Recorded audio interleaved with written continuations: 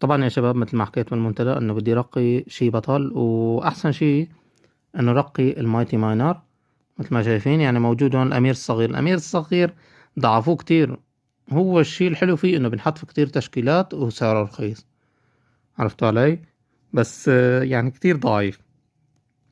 ونوراتو ناروتو او الفارس الذهبي او الجولدن نايت كمان غلبان كتير البطل. فما في غير عمك المايتي ماينر. ممكن لقدام نصير نلعب هوج رايدر. فنقول بسم الله يا حبيبي، خامس بطل ليفل ماكس حرفيا. خامس بطل ليفل ماكس، بقين لي بطلين وبصير كل ابطال ماكس.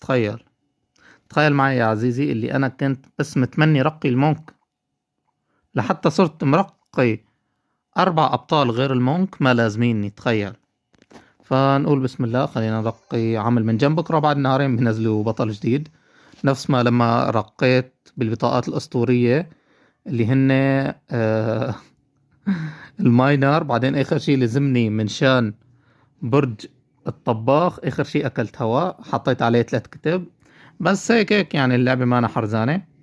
فخلينا نروح نرقي المايتي ماينر، الوحش الأسطورة الخطير.